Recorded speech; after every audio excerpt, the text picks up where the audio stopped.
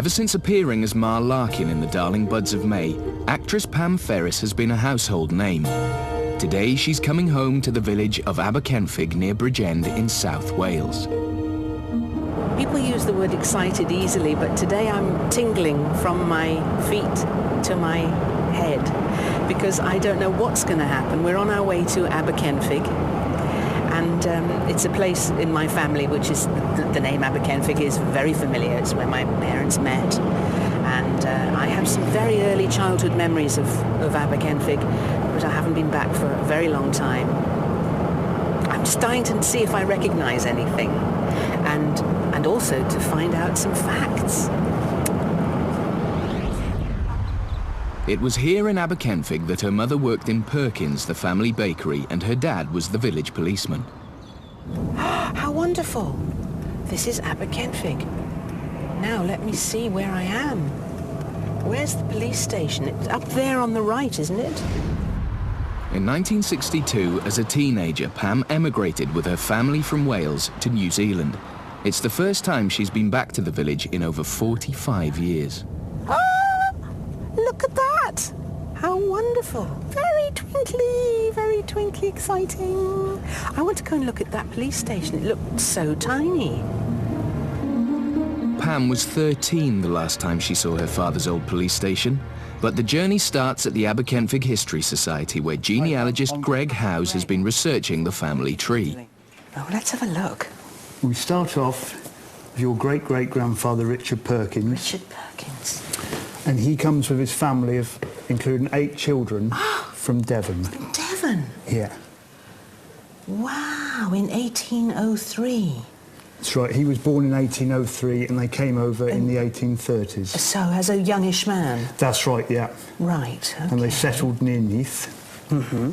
And then he follows on your great-grandfather, yes, John Perkins. Yes. He was born in 1826.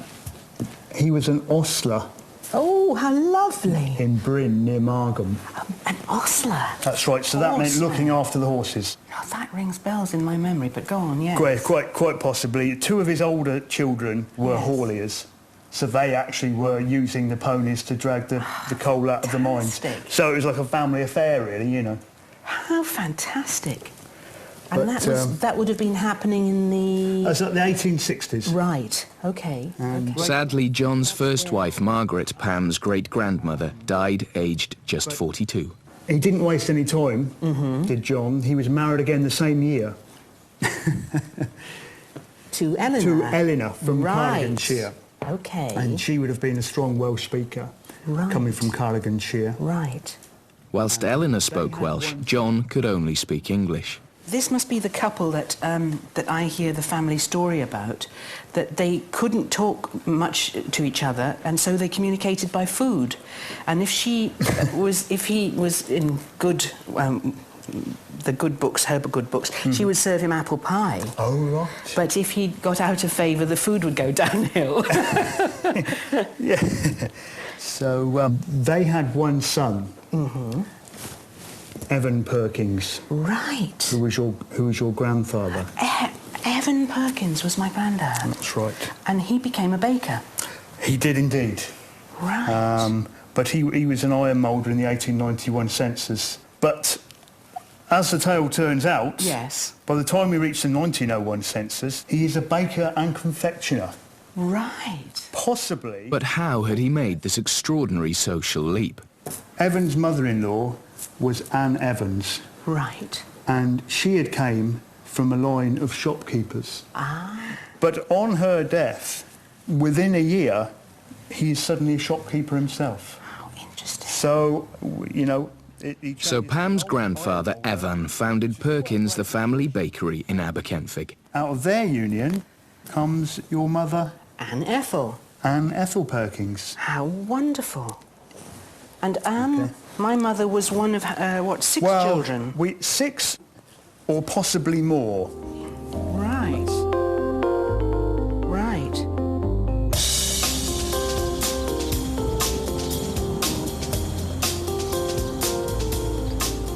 There's a great deal more for Pam to learn about her family, but first she's off to visit her father's old police station.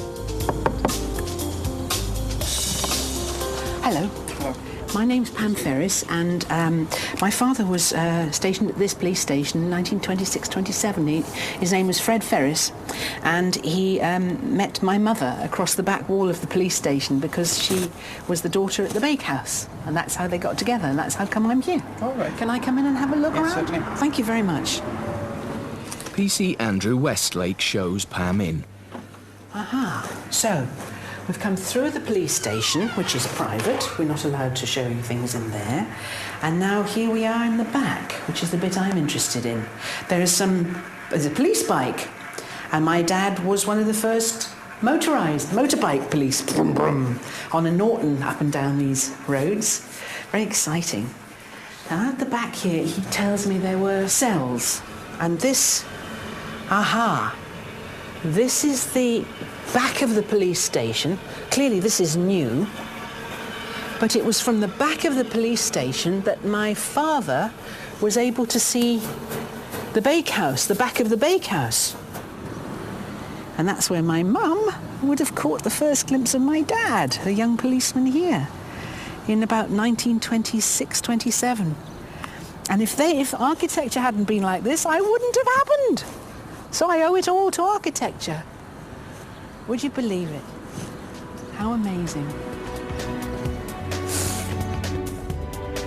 Pam's great-grandfather, John Perkins, was an ostler who looked after the horses at nearby Bryn Colliery. At Blaenavon Big Pit, guide Kerry Sherlock takes Pam underground to see how the ponies were originally kept. Wow. Okay. Oh, it's fantastic. Woo. The horses spent their entire working lives underground. Oh, bless their hearts. And you can see where they were fastened to. Tethered, make sure that they didn't get out. All the floor would have been covered with hay and straw. Something to lay on. How extraordinary. I just love to see the names. There's Tiger, Essex, Silver, Albert. Yeah. Look how many. Oh my goodness, I didn't think there'd be this many. Well, at one time, years and years ago... Oh, and here's one of the things that they pulled. Yeah, this is the shaft. Yes. Everything the horses needed could be found in the mine. This is the little blacksmith shop. See, oh, I see. Yeah. And his tools would have hung on those racks, That's right. I presume. Yeah, that's his toolbox there with all the bits and pieces in. How wonderful. Yeah. And this is the tack room, where they kept spare bits and pieces for the horse. Yeah. Oh, how wonderful. Poor horses. Well, I'm really glad I saw it. Really glad. Thank you. Yeah. So, I've just been all the way down to the bottom of the pit, and I was given as a memento this piece of coal, which I will treasure, because when we left Wales in 1962, my mum put a little bit of Welsh coal in her purse, and she kept it right through till she died in 1986. And then I took the coal and put it in my purse. And then some rotter came along and stole my purse. And now I've got a bit to replace it. So it really means something. I'm very, very, very happy. Back at Aberkenfig History Society, Greg House has unearthed more information about Pam's early family. When her great-great-grandparents Richard and Christina left Devon, they travelled with 6 children, including Richard Perkins. And we actually have a picture of the Richard. Richard Perkins. Hello, Richard. Taken, oh my goodness. They're taken in 1890. That's right, it was taken on the 18th of the 10th, 1890.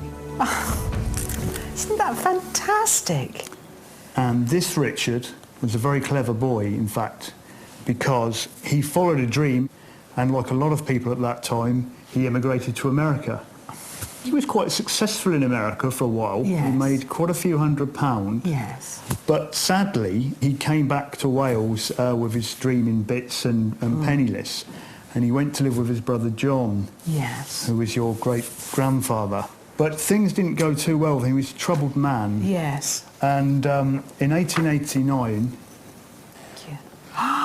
Dear sir, patient named Richard Perkins, aged 60 years old, died at Park Groyalt Asylum at 9:30 this morning. He's been an inmate of the asylum since the 6th of July 1889, suffering from chronic mania with delusions of persecution, and was said to have been insane. Oh, how sad. How amazing.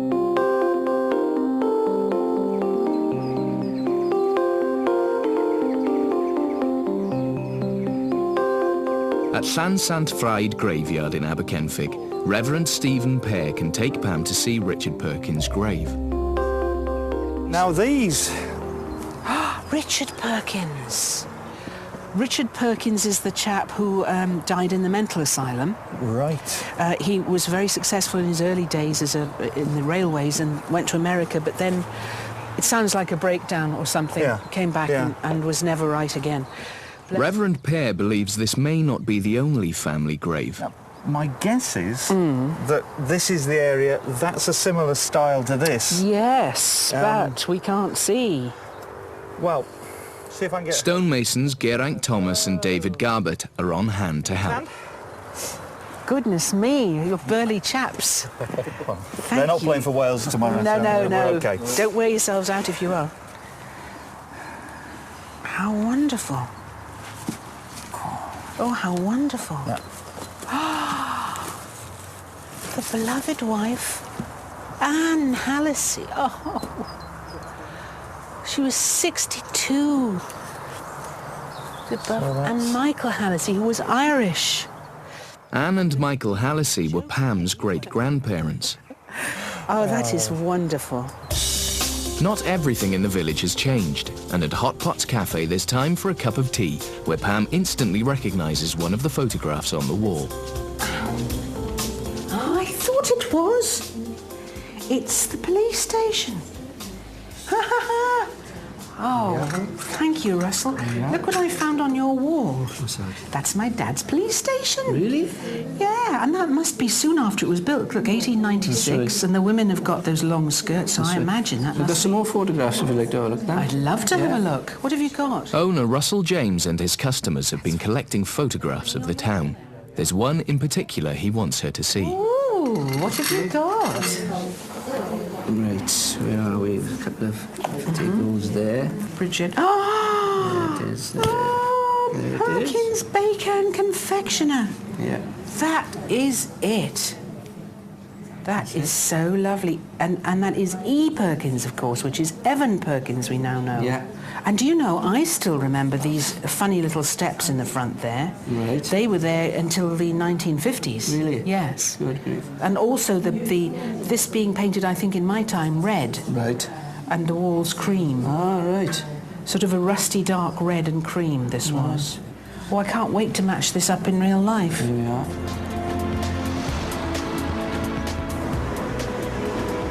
Oh, yes. That's right, it's all coming back. The entrance wasn't here, though, it was round the front. Well, the entrance used to be here. The front of the shop was here, and then the bakehouse was on down for the rest of that block. That's a bit weird. It feels very strange. Hello.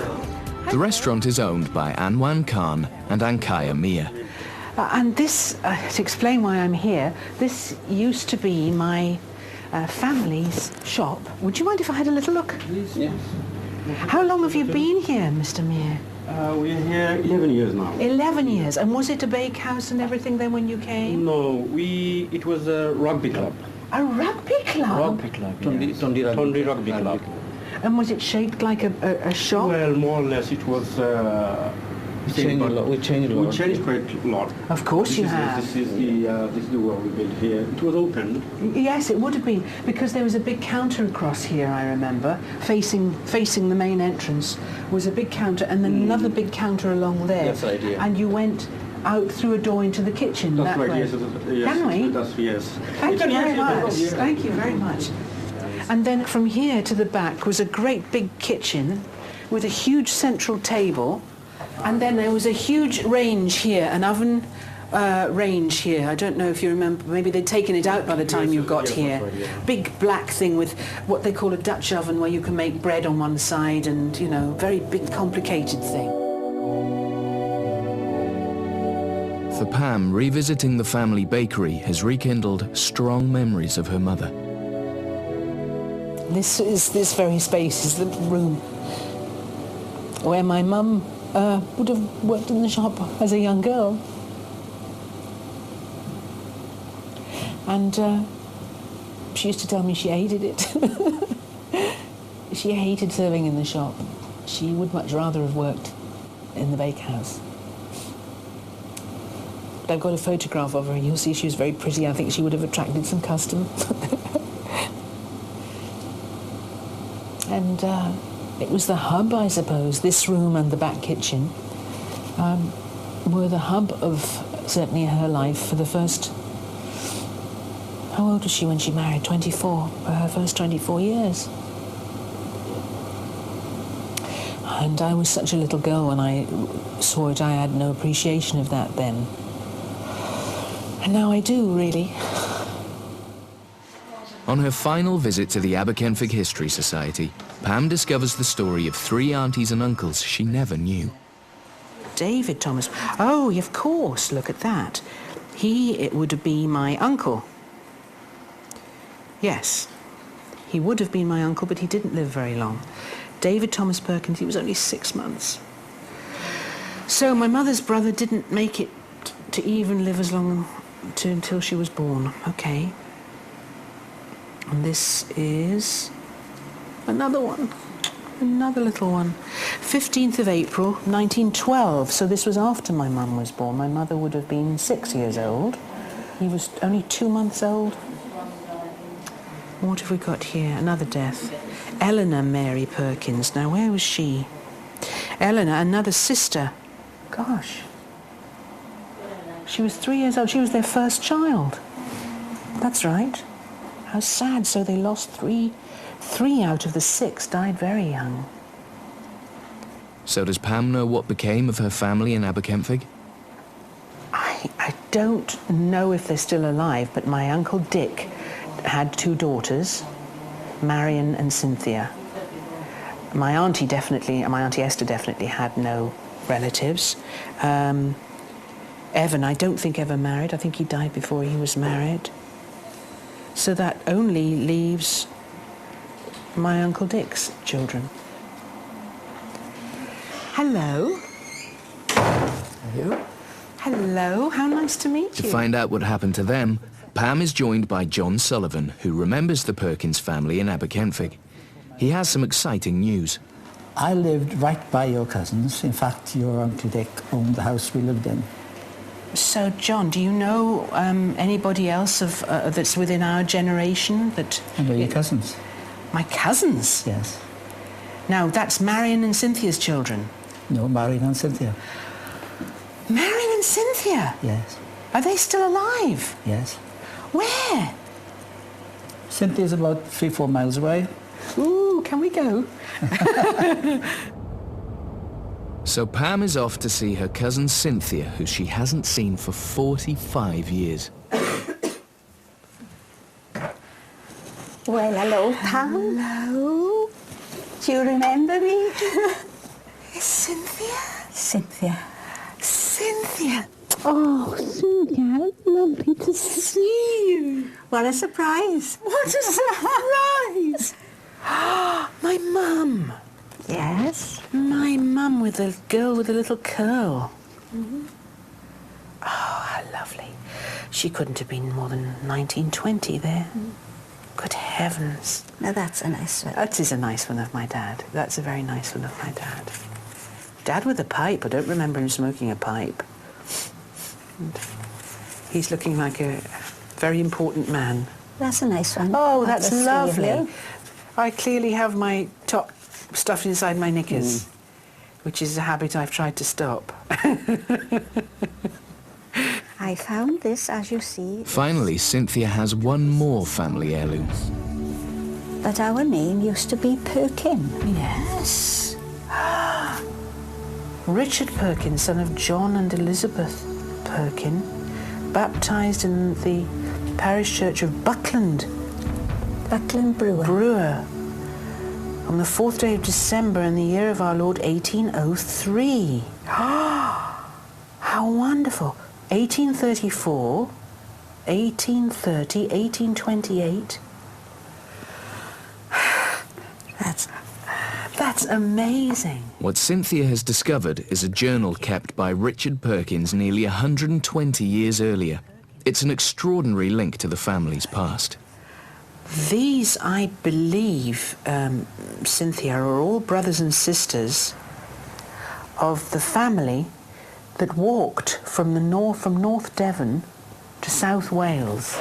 Well, I never knew that. In what was called the Hungry 40s, the 1840s. What's just struck me is that what I'm holding in my hand would also have travelled from North Devon. What began life as a family journal later became Richard Perkins' personal diary, recording his time in America and up until his admission to the asylum. How wonderful. Weekly Journal of Practical Information, Art, Science, Mechanics, Chemistry, Manufacturers. The Morlin Steam Fire Engine. I have a funny feeling this is charting a man losing his mind. Which feels very sad. Very sad.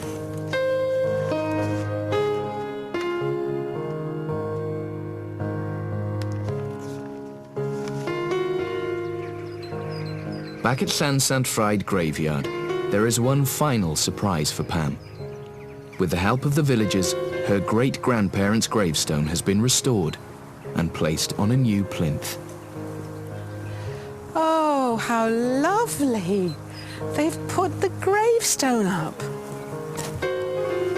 Oh, that's beautiful. Oh, that is so lovely. Oh, I'm so grateful. So my great-grandparents, Anne and Michael. Oh, it's been extraordinary. All those family myths that have got twisted over the years, there's a tiny grain of truth in all of them, and now I understand them all, and I feel I'm terribly moved and very grateful. Very, very grateful.